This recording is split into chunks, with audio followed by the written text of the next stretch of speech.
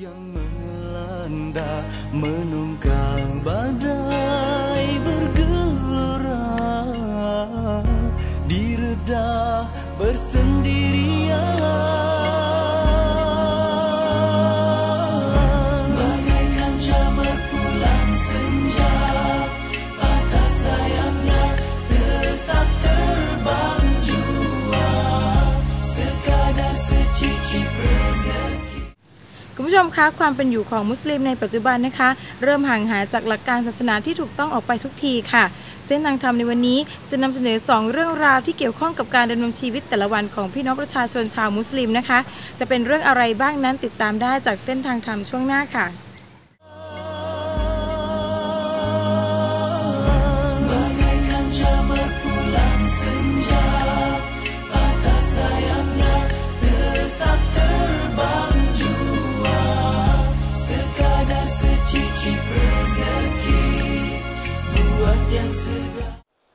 Alhamdulillah, bersyukur kita kepada Allah Subhanahu Wa Taala yang mana pada hari yang mulia ini kita dapat sama-sama ada majlis ilmu kita. Maka kita berharap bahawa majlis yang kita ada ini Allah Subhanahu Wa Taala bagi ganjaran pahala kepada kita dan juga kita berharap bahawa Allah Subhanahu Wa Taala menulis dengan maknanya malaikat tulis kita ni termasuk di dalam golongan hamba-hamba yang selalu menuntut ilmunya. Alhamdulillah, munasabah pada hari ini saya nak bercakap beberapa keratan ayat-ayat Al-Quran bersangkut paut dengan kedudukan manusia yang berada di masa sekarang ni. Tentang masalah hubungi dikatakan bersangkut paut dengan karakter ayat Quran yang berbunyinya fatalliquhunna li'iddatihin. Bersangkut paut dengan masalah fiqh yang mana manusia di hari ini banyak berlaku tolak ataupun dikatakan cerai tanggal. Maka ada macam-macam lah yang berlaku begitu begini. Jadi bersangkut paut dengan maudhu' kita hari ini yang kita kecek cara mudah fahamnya hukmut talaq as-salas bilafzin wahid. Bersangkut paut dengan hukum tolak, iaitu tolak dikatakan tolak 3 dengan lafaz yang 1. Ni ayat katanya hak asal di dalam bab tolak ni hak Allah Taala perintahnya fatalliquhunna li'iddatihin.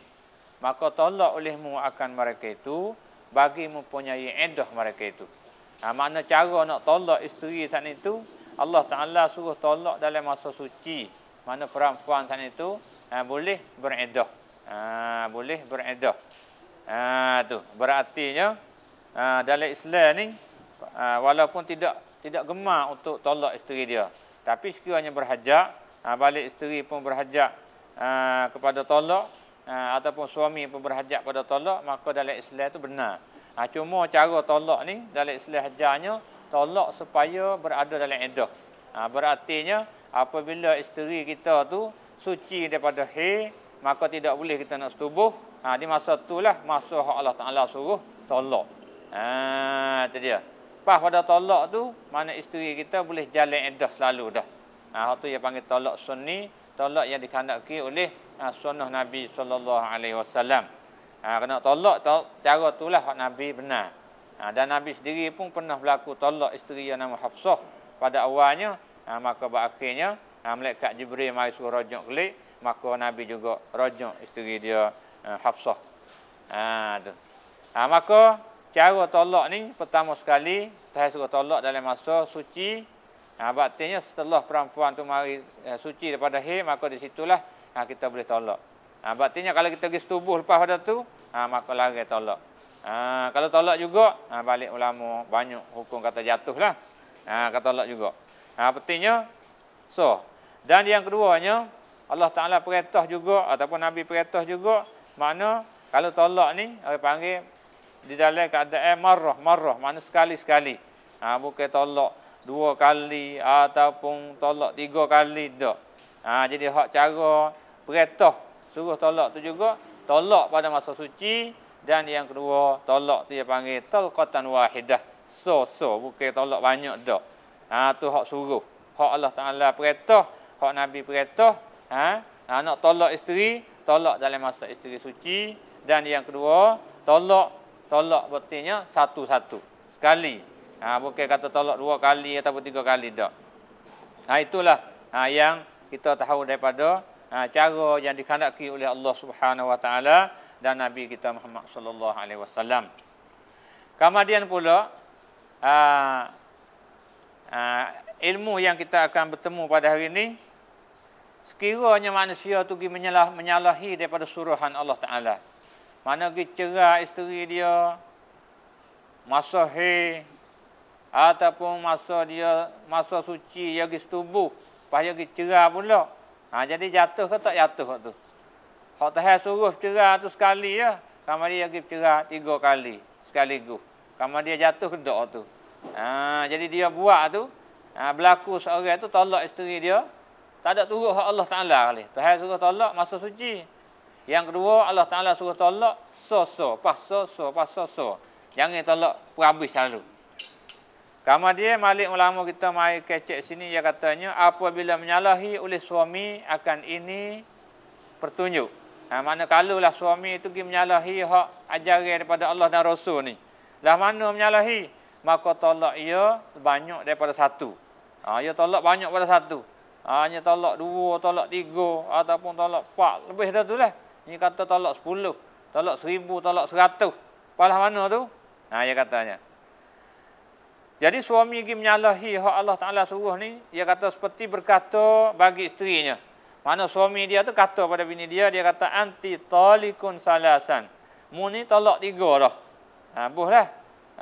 Mu ni tolak 3 dah. Ataupun tolak 4, 7, 10 naik ikut lah. Ni kata gitu. Jadi perkataan dia ni lebih daripada hak Tuhan suruh. Tuhan suruh so. Dia pergi kata 3. So situ.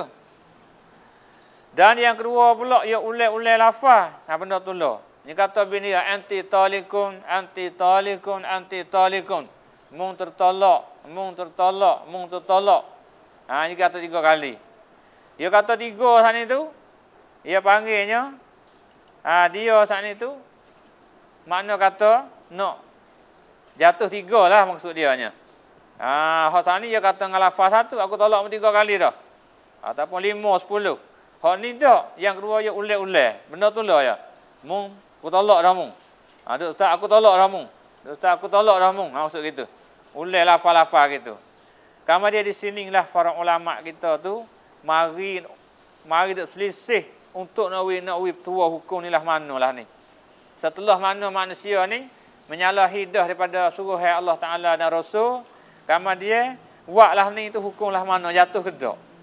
Jadi tolak bini dia 3 sekaligus. Hak suruhnya sekali saja. Kemudian dia kita tolak 3 sekaligus. Ataupun kita kata 3 kali lafaz tolak tu. Tu. Apa hukum? Maka balik ulama kita sini pecah tubik 4 fuak. Hukum tubik 4 cabai ataupun 4 fuak 4 dahar. Sebab apa boleh dipecah tu? Sebab benda ni benda hak buat menyalahi daripada hak ajaran hak Allah dan Rasul. Kita tahu dah sebut tempat tolak, ajaran Allah dan Rasul, tolak pada masa suci, dan yang kedua, tolak sekali-sekali. Bukan tolak 3, 4, 5 dak. Sebab itulah balik ulama ni mari selisih hukum. Tolak 3 sekaligus. Ataupun kata lebih ada 3 sekaligus, jatuh berapa? Tu dia. Maka balik ulama sini dia katanya ikhtalafatil fuqaha. Berselisihlah oleh para ulama fiqh. Orang alim fiqh pun mari selisih fi hadhil mas'alah pada masalah ni hingga sampai kepada 4 perkataan. Ila arba'ati aqwalin, 4 perkataan.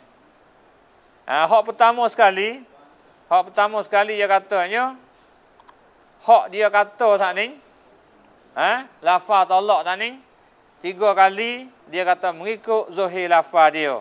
Berartinya hak dia kata 3 saat itu dikira kata 3. Berartinya jatuh 3. Apabila kata jatuh 3 ni, tidak boleh dia nak menikah kelik dengan suami dia, malaikat dia kena nikah dengan suami yang lain pula. Selepas daripada iddah, selepas daripada seduduk ke, maka boleh nikah klik pula lepas pada tu. Tu pertama. Berarti hak pertama ni jatuh 3 selalu dah. Tu. Kemudian pula mari pendapat yang kedua. Pendapat yang kedua ni dia beza. Di antara bini dia tu hak duk sekali dah ke hak dak lagi. Tu ulama hak yang golongan yang kedua ni. Dia pergi beza di antara isteri dia hak duk sekali dak lagi. Mana kalau hak duk sekali dah berarti hak duk setubuh dah, maka dikira jatuh 3. Kalau nikah tak ada duk sekali lagi, tak ada setubuh lagi, mana tak ada baik lagi, dia panggil kira jatuh sah. Nampak tadi? Kira jatuh sah. Sebab yang nikah tak ada duk sekali lagi. Duk balah tak ada baik lagi, dia cerai kata 3. Maka hukum kira kata jatuh sah. Tu hak pendapat yang kedua. Kemudian pula hak pendapat yang 3 pula, dia katanya tolak ni tak jatuh langsung. Hak yang 3 tak jatuh langsung. Dia pergi faham kata tolak benda hak Tuhan tak ada suruh. Kita tolak dalam masa ataupun kita tolak dalam masa tak ada suci. Masa suci ya setubuh. Dia pergi kita tolak masa tu. Ataupun tolak 3 kali tadi. Benda tak ada suruh kita buat, benda hak tak ada dia suruh lah tu, maka tak jatuh langsung dia kata. Tu pendapat yang 3.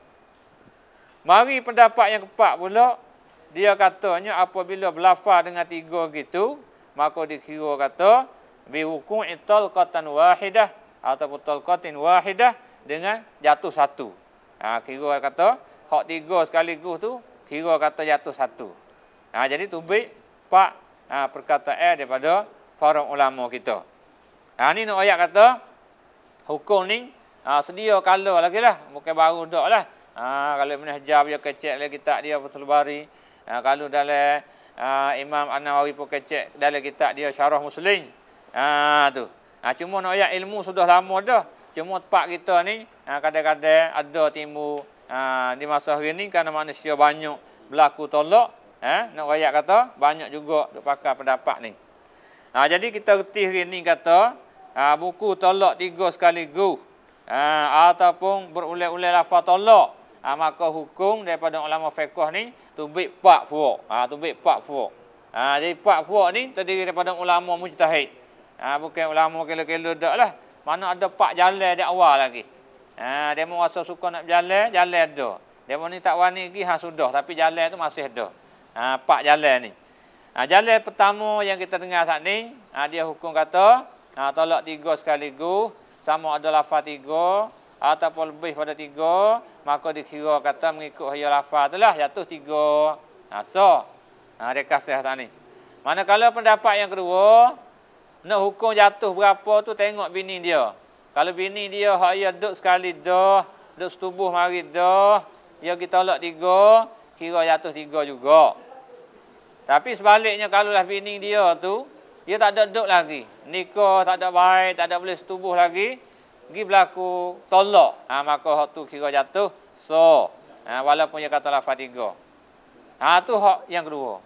Manakala pendapat yang 3, tolak 3 sekaligus, ataupun berulang-ulang lafaz tolak, tak jatuh langsung. Ada kata gitu. Tak jatuh langsung sebab apa? Sebab dia kata tolak tu tolak bid'i, tolak yang tidak disuruh oleh Allah dan Rasul. Dia buat hak Tuhan tak suruh, hak Rasul tak suruh, maka tak ada kira. Dia kata la yaqa'u biha syai'. Mana tidak jatuh walaupun sewaktu. Pendapat ni ada dalam kitab, tapi walaupun banyak orang kita tak ada pakai, tapi boleh jadi ada secara peribadi orang pakai benda ni. Tu dia. Pendapat yang keempat ni hak banyak pakai di negeri-negeri Arab di hari ni. Ialah sakut pauk, hak tolak 3 sekaligus tu, ia kira jatuh sah. Hak tolak 3 sekaligus, kira kata jatuh sah. Hak ni, dia panggil kata, pendapat ni banyak dipakai ke negeri Arab. Kalau di negeri, dia panggil, waqad akhazat mu'zamu qawanin dual al-arabiyyah bihazar ra'i. Jadi maknanya, hak banyak negeri-negeri Arab ni, dia pakai pendapat ni, berarti hak tolak 3 tu, kira jatuh sah. Hak 3 sekaligus atau dia kata ulai lafaz-lafaz tu pakai dia kira kata jatuh sah. Hak ni lah banyak di negeri Arab, termasuk dia panggil Al-Qanun Al-Misri, seperti perundangan negeri Arab Mesir. Tepat orang Islam maju tempat negeri Islam orang alim besar di negeri Mesir, banyak pakar pendapat dalam undang-undang dia, undang-undang majlis dia, undang-undang sakut paut dengan masalah nikah kahwin ni, dia pakai pendapat kata hak talak 3 sekaligus ke jatuh sah. Dimaksud juga wasuri di negeri Suria. Kawasan seluruh negeri Suria juga jadi undang-undang dunia dia hak talak 3 sekaligus dia ke jatuh sah. Wal Urduni dan di negeri Urdun. Urdun sendiri pun dia undang-undangnya pakai gitulah. Dan termasuk juga di negeri Saudi sendiri pun, negeri Arab, Saudi Arabia pun banyak pakai pendapat hak talak 3 sekaligus ni dia panggil jatuh sah. Jadi ni ayat kata benda-benda ni mana siapa dah lah di kawasan kita tu ada juga orang beramal. Walaupun kita tak usah beramal, ini boleh jadi satu ilmu bagi kita. Ayat atau benda ni ada tercatat dalam kitab-kitab fiqh. Mana kalau ada orang amal, mana kita rasa tak ada pelik. Itu adalah satu jalan daripada para ulama al-mujtahidin. Bukan lapis kata baru-baru main-main tak. Bahkan pendapat ni kalau kita tengok dalam ulama Syafi'i pun banyak sokong, ulama dalam mazhab Hambali banyak sokong, termasuk kalau Imam Ar-Razi dalam tafsir besar dia pun dia pilih pendapat ni dia kata lebih sesuai dan lebih layak. Kalau ulama dalam mazhab Syafi'i dan juga kalau ulama dalam mazhab Hambali pun termasuk Ibn Taimiyah, Ibn Qayyim, dia pilih juga pendapat ni. Dan banyak lagi lah kalau kita nak bilang kepala ulama, tak ada kira lah. Muhammad bin Al-Waddah daripada mazhab Malik pun dia setuju atas pendapat ni. Pentingnya nak ayat kata benda yang berlaku di tempat kita, kalau ada orang pakarlah ni, itu jalan ada. Bukan pelik, kita tak rasa pelik. Kalau demo tu si pakar, tak ada apa tu. Mana jalan ada. Kita nak celah ke mari tidak boleh. Kerana benda ni benda bukan baru dan benda hak asli. Kita rasa yakin, kita rasa nak amal maslahat bagi kita, terhadap kita dengan isteri kita, keluarga kita, dan terhadap kita dengan Allah Subhanahu Wa Taala. Bismillah tawakkal ta'ala Allah. Boleh kita amal. Kata ini bukan pendapat baru, bukan pendapat yang agaknya asli, tercatat dalam kitab-kitab fiqh. Itu masalah pertama yang kita dapat.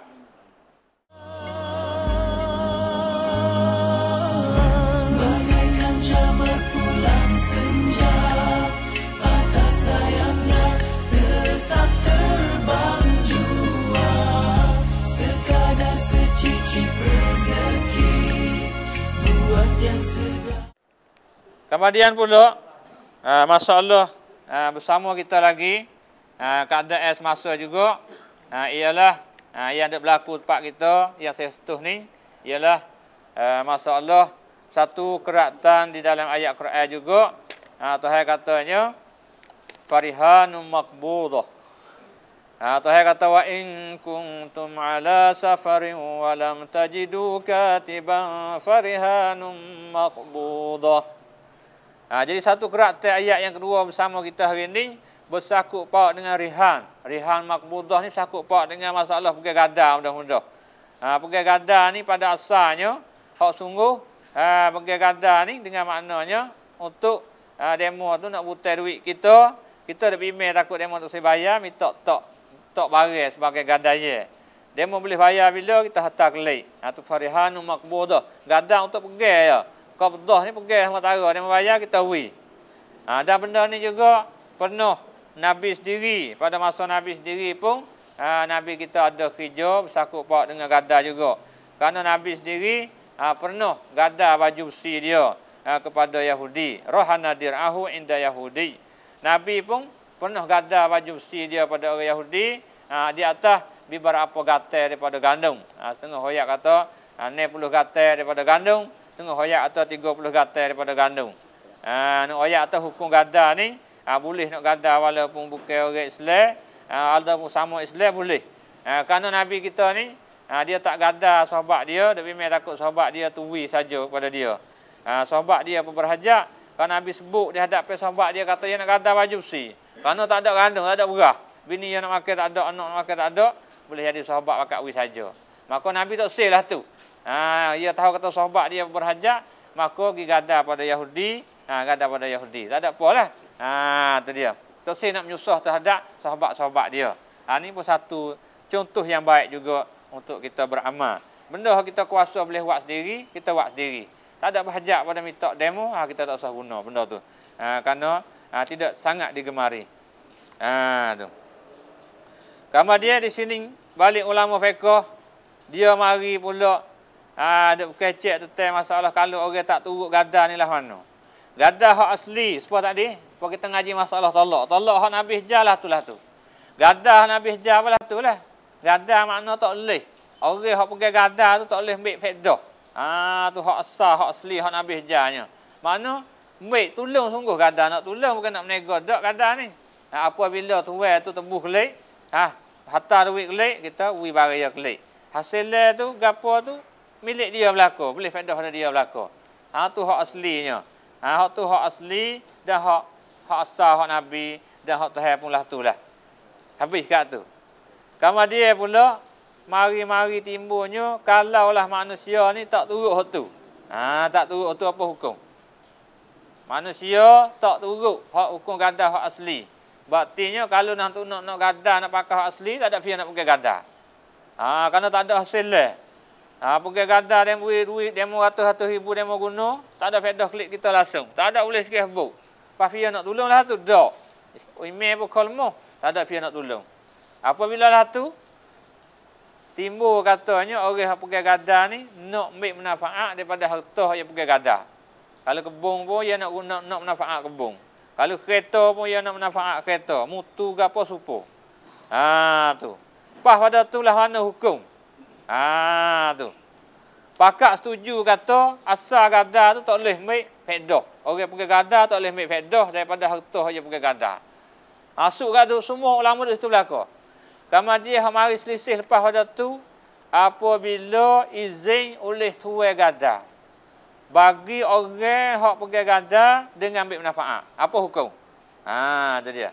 Hak asal tak boleh turut dah. Email lemah dah nak turut asal. Pakai hak baru pula. Tak ada. Hak orang kita claim mari sendiri pula.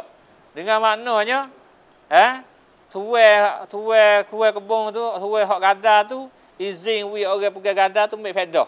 Dia gadah getah. Tak apalah aku ambil manfaat. Mau ambil aku manfaat kamu.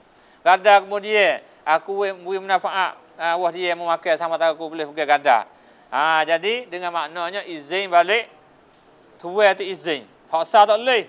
Tuai izin. Kalau gitulah mana situ. Maka di sini para ulama kita mai pecah 3 pendapat. Tu. Untuk nak buat tubih hukum ni pecah 3. Sebab pecah 3. Sebab benda ni benda baru. Tak ada. Benda tak ada turut asli. Supaya masalah bab tolak sana ni. Sebab tak ada turut asli tu ambil mai pecah 4. Kalau bab gadah ni mai pecah 3 pendapat. Pendapat yang pertama ialah dia panggil kata hak agak kuat sikit. Dia kata masuk dia panggil al-mani'un. Al-mani'un yang menegah. Tak boleh mata-mata. Pakai hak bagi hak gadah remo tu. Kebun getah remo pun hasil getah pun klik tuai. Orang hak pakai gadah tak boleh ambil mata-mata. Kerana yang tergadah ni bukanlah tu. Kalau tu bukan gadah, menego panggil tu. Cari hasil dalam bab gadah. Ambil peluang situ. Hak tu tak boleh ya tu. Tak boleh mata-mata. Hak tu kuat. Hak kuat tak boleh mata-mata. Mari pendapat yang kedua. Hak pertama tak boleh mata. Mereka ikut ni. Mari pendapat yang kedua pula. Dia panggil sebagai dalam kitab kita sebut ialah gulawai pada tu al-jawad mutlaqan. Harus mata-mata. Hak saat ni lari semata-mata. Hak pendapat yang kedua ni harus. Sebab apa dia kata harus? Sebab dia katanya hak asal sungguh dia katanya orang hak pakai gadah ni ya aku kata tak boleh ambil faedah dengan benda hak dia pakai gadah tu. Malaikat dengan izin tuai. Ni tuai izin dah tak apa. Sebab lagi kitab dia katanya dan tidak boleh bagi orang pakai gadah tu bahawa ambil manfaat dengan benda hak dia pakai gadah malaikat dengan izin tuai yang gadah tadi. Tuai tu izin. Maka apabila izin baginya harus bahawa ia buat barang yang ia izin padanya. Tuai izin tak apa. Nak ayat tu hak tuai juga. Hasil tu hak daripada tuai. Tuai izin tuai beri manfaat, maka boleh. Duduk tangga tu lah tu. Mana balik kita orang pakai gadah nak benih, nak bekai tak boleh lah. Kerana hak kita demi hasil tu pun tuai izin je. Tak ada. Kalau tuai tak izin, tak boleh. Ni dia panggil kata, hak ni lah orang panggil pendapat. Hak kita duk guna pak kita tu hak ni lah. Tapi ada juga hak kuat-kuat pak kita pun tak boleh ada juga.